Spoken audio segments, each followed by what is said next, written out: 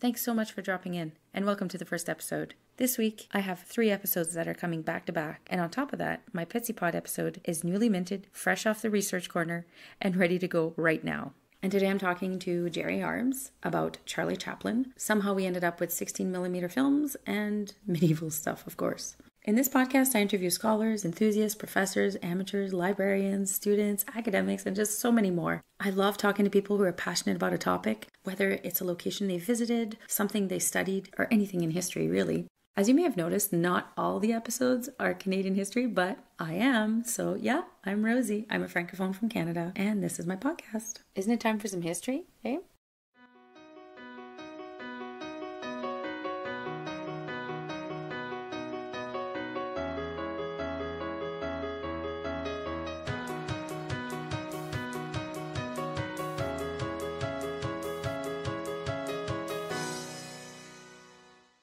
I guess you already know that Charlie Chaplin was born in 1889 on April 16.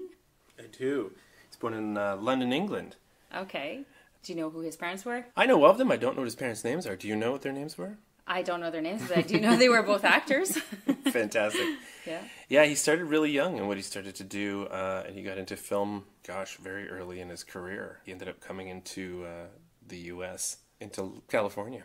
Yeah, well, his dad died when he was 10. Around 12, he came to the States. Yeah, so his first film, I think, was in 1912, 1913.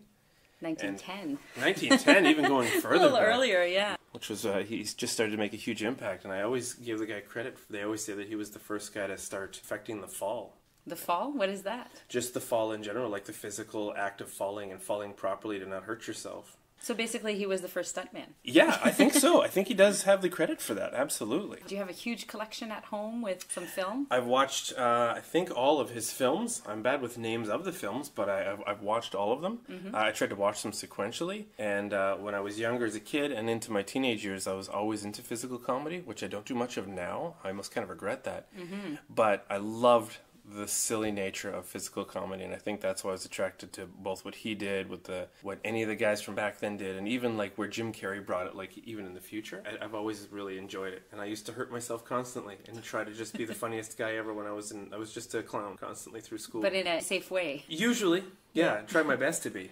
But yeah, like just to see him doing the things that he had done, and it looked so much sillier and fast forward because of the nature of how they filmed it. Yeah. And I couldn't replicate that in real life. You just can't walk that quickly and do the silly stunts. But I thought it was really interesting the way they filmed it and the way it looked. It seemed like you were using more of your imagination without any audio. You just had your physical actions. So all the films were silent films? Yeah, a huge majority of films until he started getting into what they called talkies in like the 50s. Might have been late 40s or early 50s. And he did movies like Limelight, where he was actually 1952. 1952, yeah, and he was just talking. And when I watched them sequentially, I never expected to come across that. I just had the collection, and when I got to that, I thought, oh my gosh, there's his voice. And he was a really, really well-spoken man, and I was so impressed with that. With a very strong British accent. I didn't expect that either, knowing that he was British. Just it didn't come together, and then you hear him, and he speaks so well, and then he had done The Dictator, and his speech was really, really well said, beautifully written, very powerful, had a really wonderful message. And with his accent and his persona, the nature of him was just amazing to see such a silly character become such a powerful one in a neat movie like that. So The Dictator was 1940, so I guess we're talking world wars and you know, kind of a turbulent times in our history. Yeah, and I think it was a time that was a really great time to make a movie like that where people could have a couple of laughs. What was it about, since you've seen it and I haven't? Basically playing Hitler, and instead of it being the swastika, all of the patches are 2 X's side by side. And it's just funny because the way he lightens the mood with being Hitler is that when nobody's around, he seems to like to dance and sing, and he's kind of very flamboyant. And the very famous scene is where he takes a massive globe that is probably 5 feet round, and it's obviously inflated, but you probably don't notice it until he picks it up, and then he starts to dance with it, almost in like a ballerina sense. And at one point, he sits on his desk, which is, such a monumental desk, the way it's designed with all the architecture of this room around it, and he gets up onto his desk, he tosses the globe up into the air, and then with his butt in the air, he bounces the globe back into the air and kind of looks up at it, like really, like all these feminine natured maneuvers that he's doing. It's so hilarious the way that they had written it, and at the time, must have been so controversial. I can't even imagine. His trademark was definitely not just his comedic style, but also a playful nature. Very much so. Said. Playful, I think, is the best way to describe Charlie Chaplin. I think that he was an intellect, for sure. When you saw him in interviews, which were pretty rare, he seemed like a very intelligent man, obviously, and he wanted to start his own production company and just change everything and the way everything was done, and people told him constantly you couldn't do it. But luckily he created the character that he did with the shoes and the old jacket, and apparently, from all the stories, nobody really knows for sure how he came up with the character, but it was just grab some shoes and a coat and this and that and ran out the door. He was actually played by Robert Downey Jr. in the movie called Chaplin, which they touch on the way he came up with the character. Yeah, his creative process. Yeah, and he said, I think it was like the production manager, the director was yelling at him. He said, "Get out here, I need you to be funny now." And he just was in this room of stuff, so he grabbed these silly shoes and this cane and this hat and ran out and tried it. And initially they were really upset with him because they were filming, and when he walked out the door, he looked ridiculous. But then they saw that not only the audience was loving it, but the cast members and crew were thinking it was hilarious. They were in stitches, they were like, "What? Okay, let's try this again." And I don't know that it worked particularly well, but he ended up doing his own thing, and people loved it anyways, so... And that became his trademark. 100%. Yeah, totally. So when he did Limelight, it was like a story of his life as someone who's no longer able to do comedy. No spoilers here intentionally, but if you haven't watched it, it's too bad. He actually plays a scene where he gets stuck in a drum. Okay. And he ends up dying. In the drum. In the play of him. Obviously. Yeah. So they carry him off. And then when he's stuck in the drum, he's actually having, I think, a heart attack or something. He's dying, and he ends up dying. He ends up dying for real. He ends up passing away in the movie Limelight. So yeah, you can tell it's about his life, and it shows him, putting on the grease stick mustache or the press-on mustache, and then he goes and runs out and does a thing, and the stresses of his life and his love life is really interesting.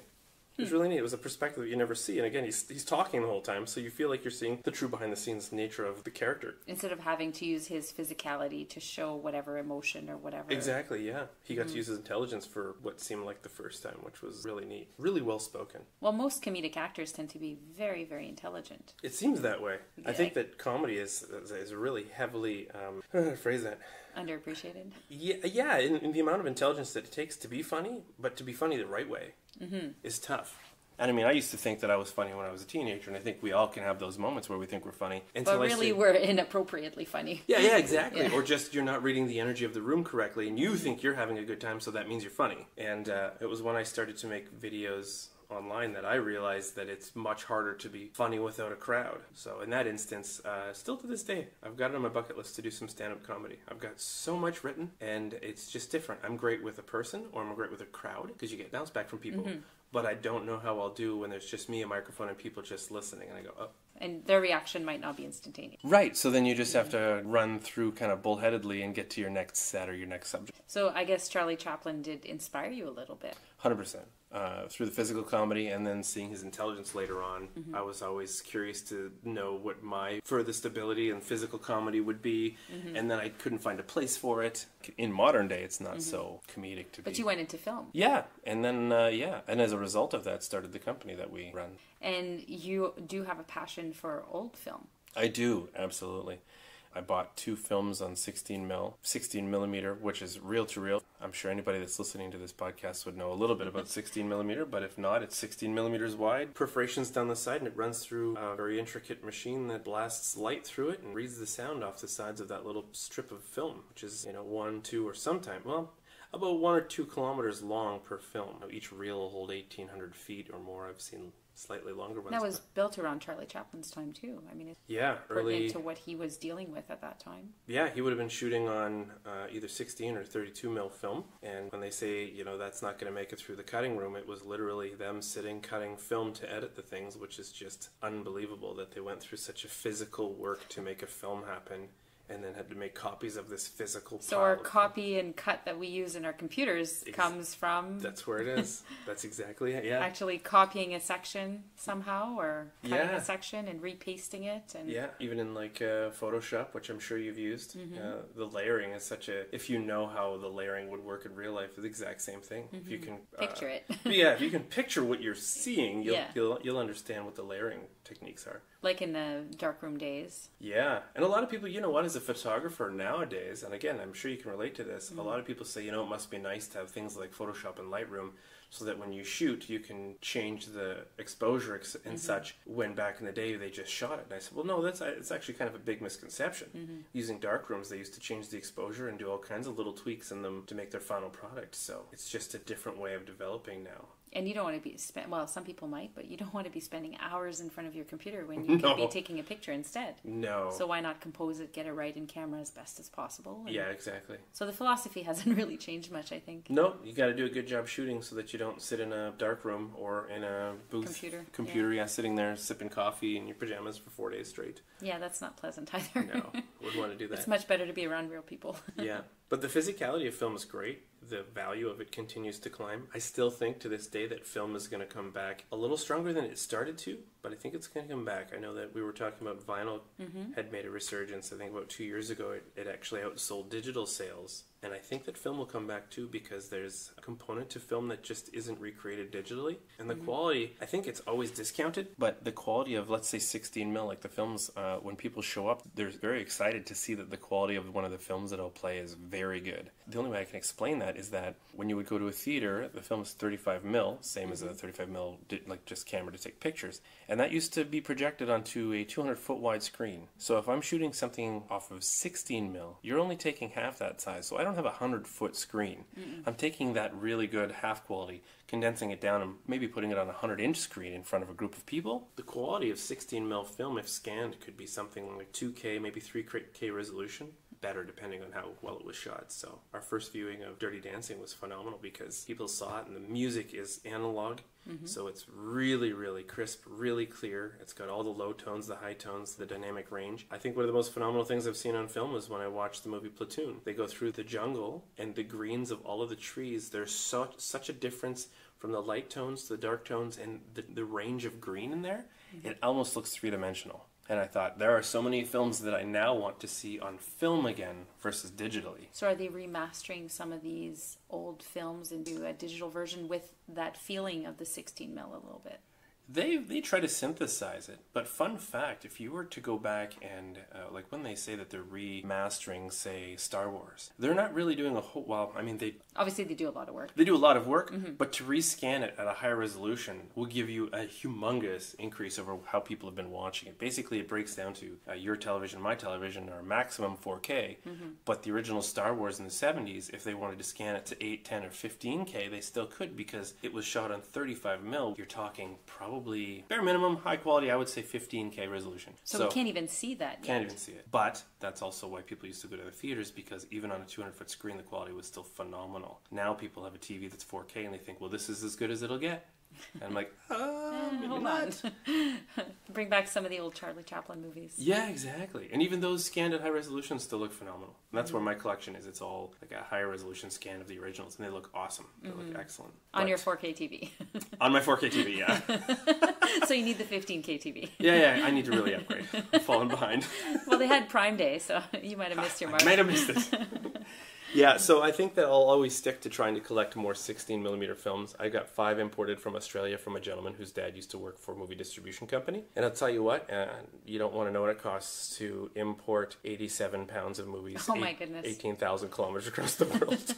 We made a small calculation which doubled the cost of it when it got to my door, and it was unbelievable, staggering. That's quite the Christmas gift. Right, exactly. But it was a business endeavor so that we could do it. And we have 5 really good blockbuster films that are really well known, including Dirty Dancing, Platoon, and a couple of others. And the quality of them is great. It's the techniques of learning how to maintain that film. I guess you can't put it in sunlight. It would be just like negatives on a camera. Dark, cool. You can't just run it through humidity. Yeah, you can't run it through just any old projector. If the projector's dirty, or has mold. Yeah, it'll create streaks down the entire film and ruin it. So let's say Dirty Dancing, if I were to put that online, it would probably go for somewhere between $1,500 and $2,000. Wow. So when I run it through projector, I would never run it through projector. I haven't maintenanced myself first. So even when I would rent one from the library, they're the only people I know that rent out projectors, which is shocking. But I also do the maintenance for them. So we have a little bit of a deal that helps out.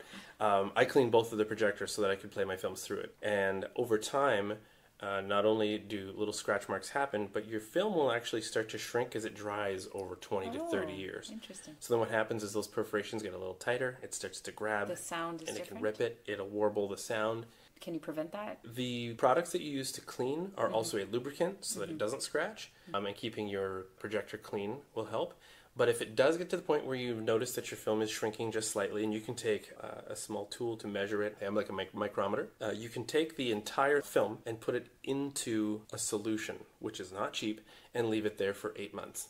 I'd imagine it's similar to the darkroom products and heavy chemicals. Probably, yeah, something you don't want to breathe. Something you need good ventilation. And that's where I came up to my issue. I thought, well, I could do that, but am I going to leave this for 8 months? 8 months, yeah. And have somebody not ever go near it? You need a storage locker somewhere. Something. And I just don't have the facilities for that. So now you're just doing the preventative maintenance on That's right, yeah. And you know what? Some projectors are more particular than others, so I'm actually going to be purchasing another 16mm projector tomorrow from the Sudbury Art Gallery, because that one is identical to the ones I've used in the past, and they don't pull on the perforations even though it's slightly shrunken. Clearances are just different, so you can play the other 5 films that I have where I can only play one of them right now without renting one. Yeah. So yeah, very interesting. It's a labor of love in modern day, because it wasn't my parents or your parents, it was our grandparents that dealt with this stuff. If that. They had to probably had a little bit of money. It couldn't be during the Great Depressions. Right. Yeah. Mid-50s, families started getting into using 16mm, and it wasn't the norm. 8mm would have been. 16mm was usually used for like television production, right? But the folks that wanted to spend a little bit more on splurge, my goodness, some of the conversions that I've done of people in this area. Like, a lot of people expect 16mm to look like glitchy and kind of junky and like all those streaks of light coming through it. But when you see someone that knew what they were doing in the 50s, it's so nice to see 16mm film from where we live, because you're used to seeing California and the coast and all these things. And I thought, well, what does up north look like in 1953? I've seen streets from where I live and you can't even recognize them. That's the only reason I do the conversions. You don't make any money from doing it. It's a labor of love, playing with the splicing tapes and trying to get it to run through the projector. But the quality of the images I've got a friend of mine who's in his 50s now. It's him and his brothers and his sisters and cousins playing by the lake. The water looks like real water. It looks like you're looking at the real lake. And they're swimming around. And I thought, what a phenomenal quality product. Well, I think there's a loss probably, because I remember my dad had slides back in the day, right? And I asked him after they moved out, I said, what did you do? He's like, I think I threw them all out. And I was like, what? I mean, there's probably childhood pictures on there. Yep. You know, my dad's from another generation. And the time it took to put those into the slides. Right. You're taking your 35mm and you're cutting them up and sticking them in, and then you watch them and you're like, why would you And I remember as a kid that clicking sound of that wheel turning. Click, click, click. Yeah. My parents used to look at these slides, and I have vague memories of them. I would have been very young the last few times. Yep. And that was the only way you could look at pictures. Yeah. As a group. Yeah. You weren't looking through a little loop on a light table. Yeah. And it was always the wrong color, unless you projected it. Yeah, and then you get a couple that were upside down, and everyone would giggle, and you'd continue on. Yeah, there's a nostalgia to that, and also the quality of it. And I think that's where, if I had the ability to now shoot on 16mm and develop, I definitely would. Are there any directors now that are shooting sort of film? Well, yeah, you've got Quentin Tarantino that's shooting on 70mm, which is extraordinary quality. That's normally what you'd see at an IMAX is 70mm. So he started shooting his movies on there. Interstellar came out, and what happened was all of the directors, whole movie industry was telling all of the theaters, okay, we're done with film. It's just too much. We're going digital. It'll be that much easier. So all of these places decided to convert to digital. And just to give you an idea of the price of that, at our local theater, I talked to the manager, and he said to convert one theater out of the 8 that we have, something like that, 8 or 10. We have 10 theaters. To convert one to digital without lenses, just the projector, was $750,000. It's crazy. So you had to do that to everyone. Then what starts to happen is, then there's maintenance. 10 years later, all of a sudden, there's a director that's saying, tell you what, if you fire up your old projectors and run my movie on 70mm, this is what he did, we'll release that movie first. Wow. On film. So then all of a sudden you're looking for a projectionist that can come back and fire this thing up. You're finding parts to try to get them back together. And then the whole movie industry is now in an uproar because he's shooting all of his movies again on 70mm, and every theater's going, come on, what's going on here? So I think that, like I was saying earlier, I think that film's definitely going to have a resurgence. It's going to come back in popularity. I think filmmakers, I think they love using it. They see a quality to it, probably. Yeah. And when you watch even one of his movies digitized, it still has a better image than digital. Yeah. The range of color? Or it's got this grainy film texture-ish nature to it. I don't know. I don't know how to describe it in its entirety, but when you watch one of his movies, you can tell it was shot in film, even though you're watching a digital version. Some theaters, I guess, still don't have their projectors. Yeah, that's right, and most don't. Okay. But the way they got the light to shine so bright across a 200-plus foot screen was that they had a large convex mirror and they had an arc rod, just like you would weld with, that they would light. So there was a large barrel on the projectors and then a ventilation system to suck all of the heat. Essentially the same as a welding rod,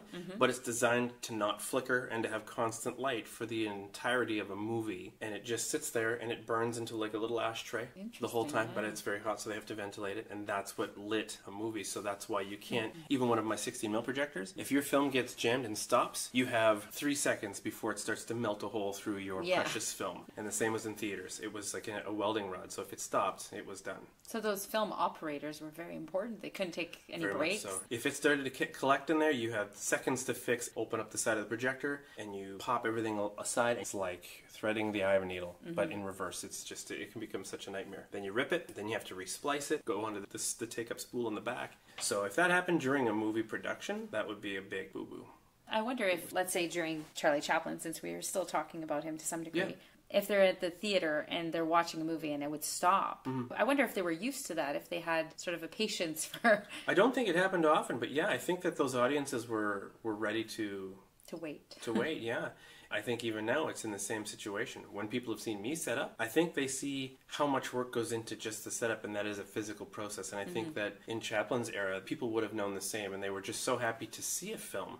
It was so new at that time. What an interesting concept to go to this massive room and somehow this machine project a picture in front of you that you couldn't see anywhere else. So yeah, I think the audiences probably would have had some patience for that whole situation. Just give us the rest of the show. I don't think they would just get tossed out. I want my money back. Yeah, exactly.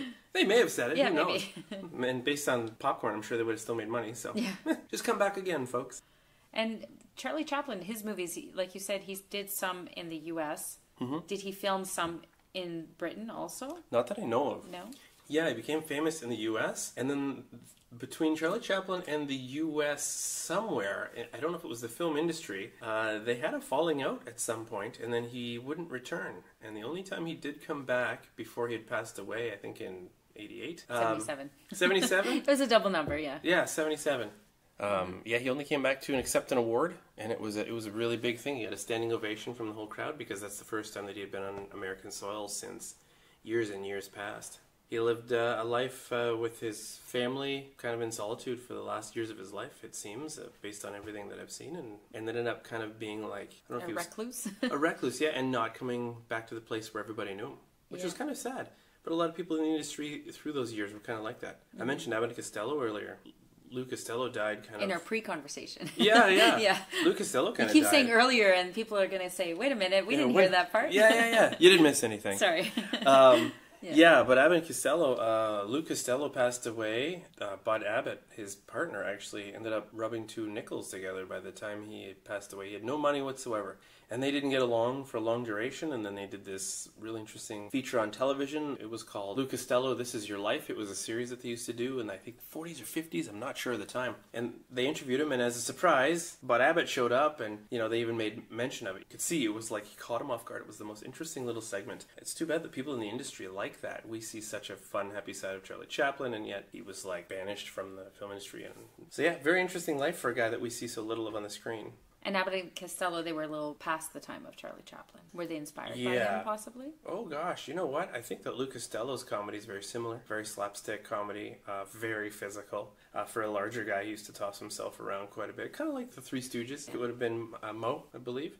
The bigger guy, just getting tossed around, and I'm sure that's not easy on your body. I get you're doing it for film. I understand that, but oh my gosh. These guys must be just going home to... bruises. Everywhere. I can't even imagine. Yeah, so they were definitely later on in time, 40s, 50s, and 60s, but they shot so many films in such a short period of time. One of their favorite skits that most people don't know about, they always did Who's on First, which was huge, but they also did one called The Dying Routine, where his uncle Herman worked at the Kurt Dry cleaning plant, and it was just a play on words, just like Who's on First, where he was saying that his uncle had to go up to the 13th floor to die. Dying like you go to die when you die. He's dying because he has to die to live. That's how he made his living. Anyways, this whole thing, I memorized it back in the day, and I wanted to make a video of me trying to do it and just doing kind of an homage to them because it wasn't something that ever became televised or anything. But it was something that they wrote and they just never finished. So it's funny because it seems like that slapstick comedy, whether it was Charlie Chaplin that was the innovator or not, I mean, I'm sure there's some thoughts on that. And it seems as though a lot of that slapstick comes from overseas more than in North America. Interesting. I'd have to look up Groucho Marx because he was probably running a parallel with Charlie Chaplin. And he's North American? Gosh, I don't know. I don't know much about Groucho Marx. I know the look of him. Mm-hmm. I know some of his more famous stunts, like him hanging from a clock, those types of things. Mm-hmm. But was that Big Ben? It may have been Big Ben. Which means he's not North American. Oh, yeah, no, I don't think so. And his stunts look like, gosh, you know what? I'm trying to think of the films now, but based on what it looks like, I wouldn't have known what the difference between America and Europe would look like based on cars or the structures. So yeah, I don't know. That's a really interesting point. A lot of slapstick, I would say, because of Charlie Chaplin, definitely did originate there then, on film anyhow, guaranteed. When you say Great slapstick, point. I always think of Mr. Bean. I was a huge Mr. Bean Huge. fan.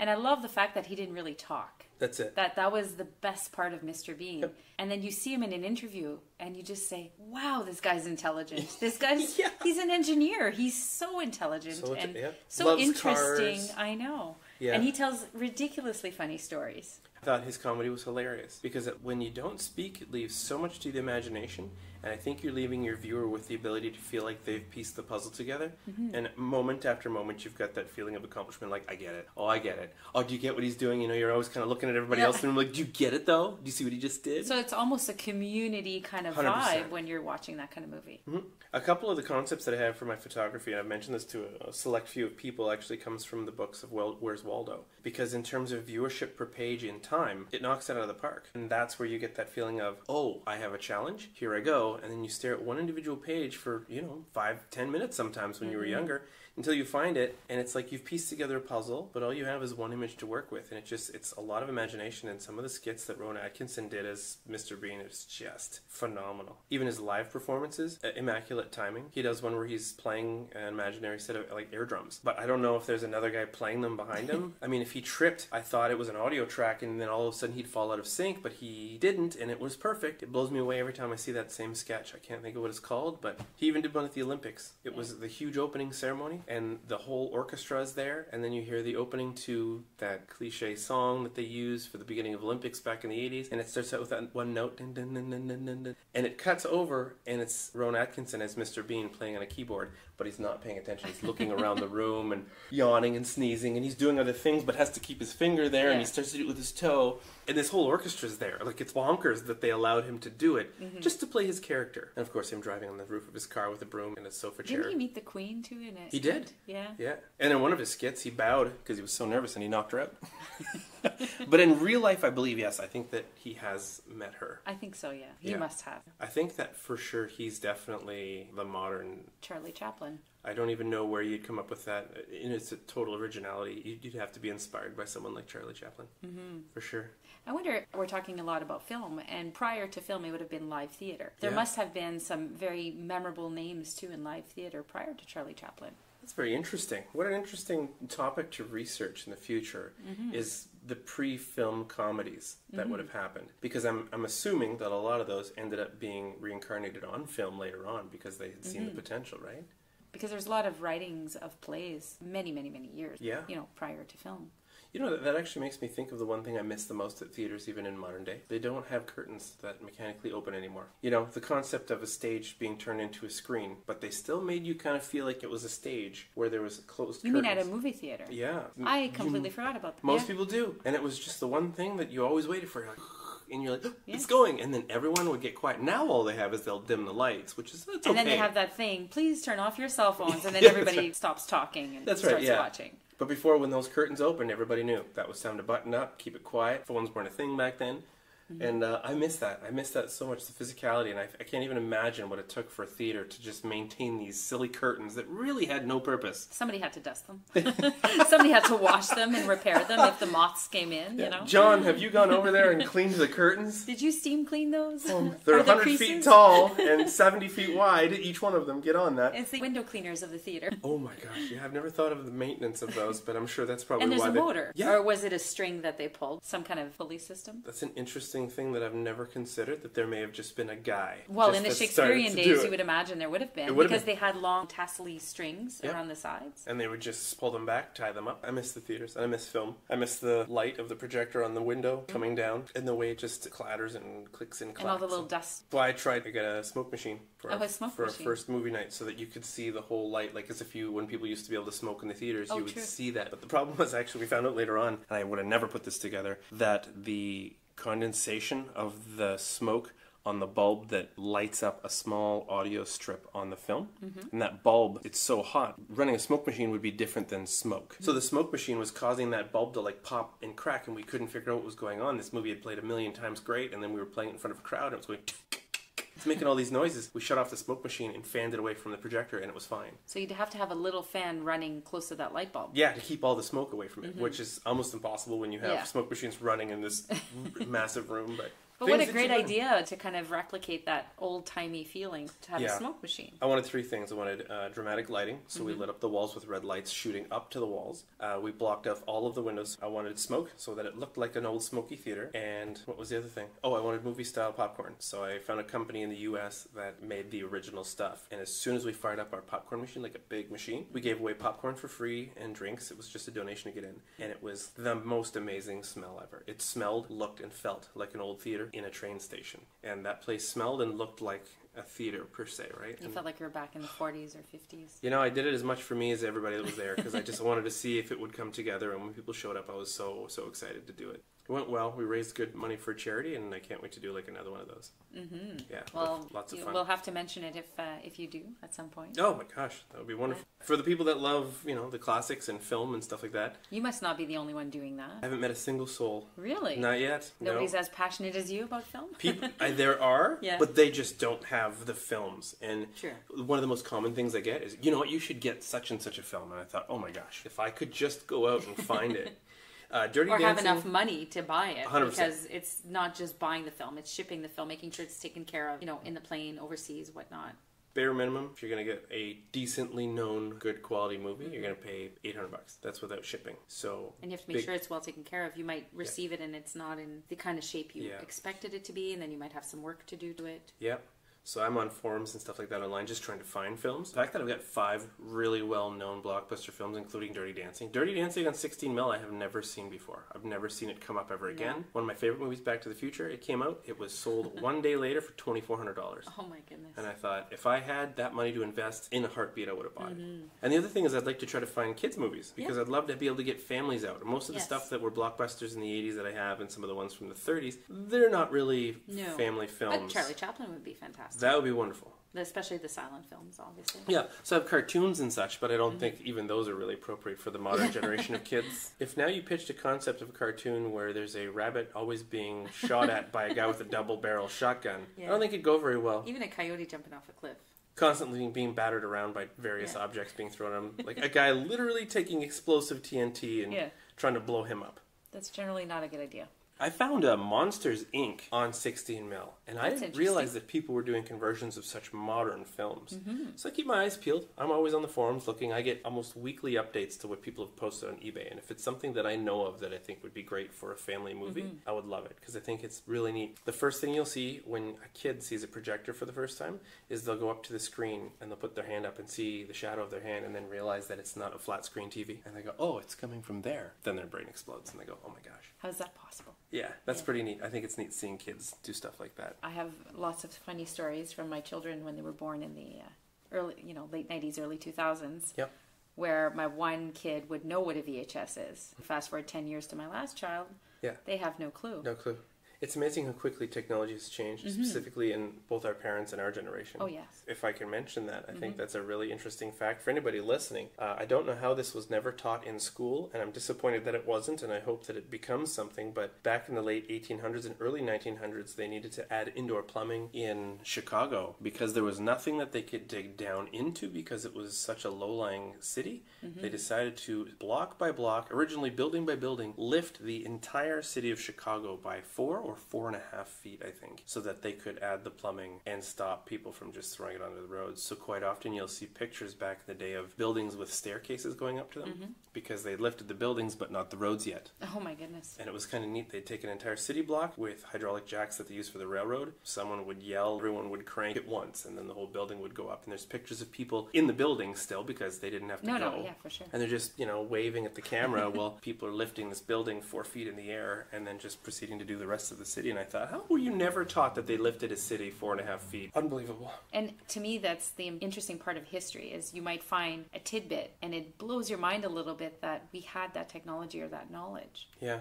You can go back very far into even prehistoric days. And it's incredible what they achieved back then. Yeah, which seems like they're working with metal and rock, and they came up with some pretty extraordinary things. I think they only finished indoor plumbing in 1943 with that whole Chicago project, which makes you think, well, then our grandparents were doing that. Throwing it out the window. Well, they had outhouses. I mean, in our area, my family does come from an agricultural background. Mm-hmm. So they had basically outhouses. They didn't need to throw anything anywhere. Which sounds better than people in the city would have had it then. Yeah, and that's why the diseases were rampant in the cities back in the day, too. It was very, very dirty. They said that originally plumbing systems used to just back up so you would have fish and all kinds of things in your bathtub when you turn the water on. They said it was just so rudimentary back in the time, and I thought, wow. If ever you've visited Europe, any medieval castle, which is sort of the thing that I love to study. Yeah. I mean, some of these monarchs, or even non-specific royalties, they would have essentially plumbing. They would have a hole, like an outhouse built in, with a slide, if you will, where all the excrement can slide down, and then there would be a dude who would be in charge of taking care of cleaning that up. Unbelievable, isn't it? Mm-hmm. That's wild. I think one of the greatest things about history, and a friend of mine and I constantly discuss this, he says, you ever want to feel great about your day, if you're having a hard week, he goes, read some stuff about history. And he says, you'll realize we live so far beyond the means of a king back in the day or a queen, that royalty didn't have any of the things that we have. No, We're constantly comfortable. Had to use, chamber pots and very fancy chamber pots. Yeah, it's basically, you're doing your business on a slide. And some person has to take care of that. I mean, that must have been something to realize. And obviously, we can go back to Charlie Chaplin, since we went off topic a little bit. But when we go back to Charlie Chaplin, it's quite interesting how he went from, a childhood in London, England. Yeah. And then he came to the U.S. And I mean, during his lifetime, you had 2 world wars happen. Mm-hmm. And that's quite the impact, too. Maybe it did change his humor or his outlook. Definitely changed the topics that he was creating films about. True. But I think that he was a huge break for people. Like I was mentioning, I think people needed an escape, and I think that's one of the big reasons that a lot of those names at that time in film became so popular, is because people needed them. Can't imagine living during the Great Depression. Can't imagine what that would have been like, and even his production of his films were heavily impacted by that. But, prospered through it, and I think a lot of people appreciated that. It's pretty interesting. It's a pretty interesting time, and we're not talking about hundreds of years ago. No. We're talking about just last century. Well, 100 years ago. Well, yeah. Yeah, essentially. Yeah. The 1900s. Yeah. Oh, wait a minute. Dang it. Yeah. I'm from the 1900s. Yeah, but I mean the early 1900s for sure, when he started. Yeah. And to be such a young child too. I mean, to be 10 and then 12, move away. Yeah. Having lost your father. And that trip took him across. It wasn't an airplane ride necessarily on a Boeing, You've taken a ship across. Yeah. The whole deal. Scurvy. Yes, scurvy. But yeah, and I mean, can you imagine right now sending a 10 or 11-year-old kid across, even on a plane ride, is, I mean, even on a bus ride. It might happen, but never mind a plane. There you go. That's more comparable on a bus ride. Yeah, even on a bus ride, you'd be terrified. Shocking. Yeah, what's going to happen to your kid? And there's strangers out there, but there he goes. To a different continent. Yeah. What are you going to do now? I'm going to get a job. What? And I'm going to create some different content and do something that's not well known. So, but both his parents being actors, his dad being like a vocalist and his mom also being a singer, I guess he was around that style, that theater, that company. Somebody with the flair, the dramatic side to his life. Probably very encouraging as well, I would imagine. He did sing. He sang well in a number of his films, and it makes you wonder, the whole time was he waiting for the invention of sound to become possible in theaters so that he could show off his vocal side. It makes you wonder if they knew it was coming, and it's just not possible for this one. Sorry, Charlie, we'll do it in the next film, and then, okay, what are you going to do? Well, I'm going to sing. And they're like, oh, you can sing. Yeah, it started with a live band originally back in the day, just playing over a soundtrack, or in the theaters it was just a band playing. Sheet music, I assume. They would play while the silent film was shown? Yep, until I guess they revolutionized that whole thing and they had sound And how did On the the sound film? start? So they would shoot on film, like on the film strips as you were discussing. Yep. What was the inspiration to that sound? Well, it's kind of interesting because the sound really never coordinated with much of the film. It just played as kind of a background track, and then you saw like the captions come up with what they had to say if there was words missing that you couldn't hear. But I don't know. I don't know if there was any coordination between the two until it became a better technology with sound. Yeah. Interesting. That's a great question.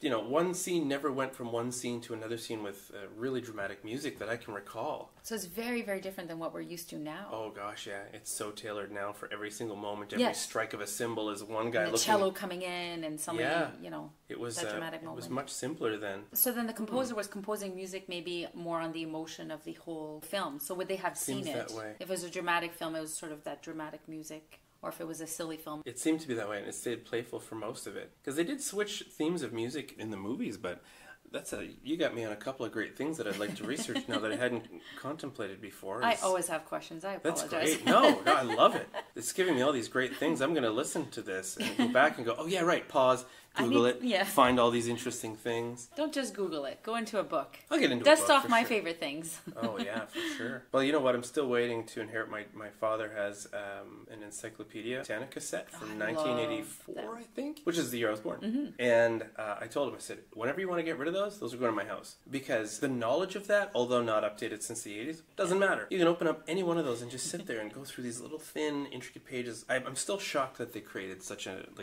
and they did it, I think once a year until... They had updates, Yeah. When I was a kid, I ran out of things to read, and I started reading the Encyclopedia Britannica. And I got up to about G or H, and then I got bored. Alphabetically getting through Yeah. it. Oh my gosh. So I learned about all kinds You of got stuff. to G. I got to G or H. It was I don't around even there. know if I got to page 50 on A. I'm a real nerd No. when it comes to books, sorry. Yeah. I would go to the index and I'd just find something I thought was good and then flip Yeah. to it and read. I can just imagine you, Jerry, sitting at home reading one letter and I saying, would. every conversation from now on will be S. Something. That's yeah. it. I'll start with J for Jerry. Okay, there and you I'll go. go in there and I'll come back the next time I talk to you. I'll have all these things All based J. on J topics. Yeah. I gotta know now. Now I have to go and at least I'll be like, Dad, I'm just gonna need one. I'm gonna move Just one at a one. time to my house. I'm gonna start with J. Yeah. Oh my gosh, that's hilarious. So we often talk about Charlie Chaplin as being a comedian in vaudeville. Yeah. I probably mangle that, of course. Yeah, vaudeville. So it's what close. exactly was it? What was its style? Don't or start what with was that it? question. I have no idea. No. I only know the term and Was the it a expression style of film? See, I or originally had thought that it was a location, like Hollywood, but Hollywood's not just a location either. It is the conceptualization and the creation and the arts, right? So vaudeville, I don't know, maybe a real early version of Hollywood, maybe? I don't know, because they always talk about the vaudeville era, so maybe it was just a time where... That would definitely be something to research. Gosh, yeah. So you've heard of the term. Absolutely. And you've heard of some of these players, if you will, during this time. So there would be Charlie Chaplin. Who else would have been sort of your favorites in this era that you? You know what? I'm so specific to Charlie Chaplin, and that would probably be it. And I'd have to research the specific era of when people were referring to vaudeville. I can't describe it when I hear people talk about vaudeville. I'm thinking of like burlesque, and like the flair of what was going on. So maybe it was there. just the flair of comedy was sort of the maybe. style. Yeah. It'd be interesting to find out more about vaudeville. Yeah, well About now the you actual said it time. again. I'm just going to listen to this and go, oh yes, vaudeville.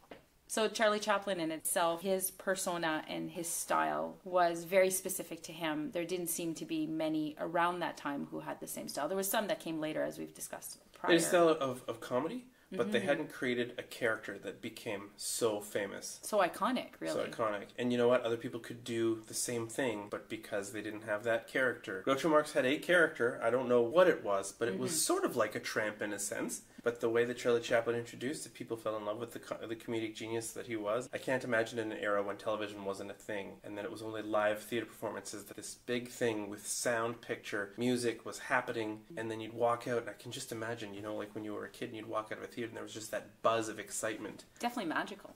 Very magical. I can't even imagine at that specific time. And I mean, people had radios back then, so they were used to the sound. So now you're getting no sound, or an orchestra, but no actual sound to the film, and just a visual. That must have been such a flip from what they're used to listening to, these talk shows or radio hosts and comedic hours maybe. Yeah, absolutely. And I mean, I used to listen to a lot of this stuff. I can't remember what the series was called. And people used to go on and they would tell stories, and they didn't know sometimes that they were stories about the world ending. I can't remember the famous one that happened. People thought it was a real broadcast about the world ending and aliens landing and all these other things. Like, people would just put a radio, everybody would sit around, fill their pipe, pack it. And then you had educators who would go on and do educational series. And such a different time, and I hope that there is an appreciation for that for generations to come of what Chaplin came up with. And like you said, Rowan Atkinson doing his Mr. Bean. And that's it. He was never famous as Rowan Atkinson, just like Charlie Chaplin was known as the Tramp, or as Charlie Chaplin, and never referred to as Charles. And we know him as Mr. Bean. 90% of the people probably don't know who Rowan Atkinson is, but he created his own unique mime character just like that. And I hope that another person comes along. As slapstick and physical comedy seems to be kind of the way of the past, I hope that someone can reinvigorate that in a new way.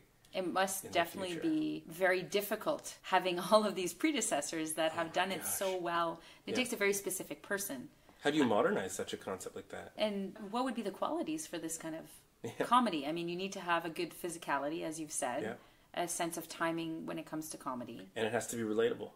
True. And that's where Mr. Bean's, he was like the mindset of like an 8-year-old child in every skit, you know. Oh, I'm late for this. I have to do this. But how do I get in here? Maybe I can do this. His solutions for everything were always so physical that you're like, I've thought of that, but I would never do it. But here he is trying it. I think one of his famous ones that I think that was memorable was him trying to take off his bathing suit in front of someone, and how he had done it was like the first time I'd ever seen anyone do it. And then at the end of the skit, the guy ends up being blind next to him. Yeah. And I thought, that's so genius. Like, it is. You feel like you figured it out. You had a laugh with him, and then at the end, you're like, oh, I got fooled the whole time. Well done. It's almost its own version of like a murder mystery. Yeah. But, you know, a murder mystery, you're looking at, let's say, the Murder on Orient Express. Phenomenal. All these people are just like, who's done it? Who's done it? Who's done it? And when it comes to this, you know, Charlie Chaplin or even Mr. Bean, as you mentioned, it's always like, what's the next thing happening? And you just can't predict it sometimes. That's right. You're playing along as the audience, and just like all of the people on the Orient Express, you're part of that crowd. And you feel accomplished at the end like they do, right? You really follow along the whole story like that. And such a nice roller coaster to ride. Parallel. In the Charlie Chaplin era, if you could take a time machine and go back, would you want to talk to him? Oh, absolutely. I'd want to know what his motivation was to start such a massive concept. I mean, I'm sure that nobody starts something like that with the knowledge that it will become so big. No, but it seems like from everything I've read, he knew he wanted to do something, and nothing stopped him. No matter what he had done, he just kept fighting to do it. And my question would be, what was your motivation? I'm always curious to know what motivates a person to do anything that they accomplish. And like you were saying, when something really traumatic happens to someone, it just propels you to get to the top, avoiding all the sidelines and just getting to your goal. That would be my question. I go, listen, what's motivating you to do this and to just keep doing it, continuously doing it? I get that it was a passion, but how did it start? He must have had an idea of where he was going to some degree. Yeah, didn't look like chance. Went around the world to do it, so he knew where he had to be. And he did head to Hollywood. He headed straight to Hollywood, yeah. I would definitely go back and have a conversation with him and a few others if I could take the time to think about it. But yeah, absolutely. Primary question, what's your motivation? What is your motivation? Why are you here? And what do you think you're going to achieve? And you'd have to catch him before he really got into it. And then after, if you caught him after, it would be, what were your obstacles? Yeah. What did you overcome, essentially? Yep. And you can find some of those things, you know, you can find them in writing in some of his interviews, but I've never seen the start. Like, I think I'm going to go do film. Well, where did you get that idea from? Who inspired you? Your parents? Well, you want to take the next step and put it on film? That would be pretty interesting. I'd get a kick out of that. Well, I guess that wraps it up at that point. We want to thank Jerry for delighting us with Charlie Chaplin. I mean, anybody who came into this not knowing anything, such as me, it's really nice to hear about different things surrounding Charlie Chaplin. So, you know, the film industry around the time. Even some of the modern elements that you've added are very, very interesting. So I appreciate your take on all of it. It's really great. Thank you very much for having me and giving me so many things to go home and research. By some of your very good questions. By some of my bizarre questions. Yeah, no. I'm going home to find vaudeville now. That's the first one. That's where I'm going to start. And then you'll have to go back and figure out what the other questions were. Yep, that's it. I'll just listen to this when everyone else does. It was very fun. I appreciate this time. This was excellent. Well, I'm happy you came. Super. Thanks, Jerry.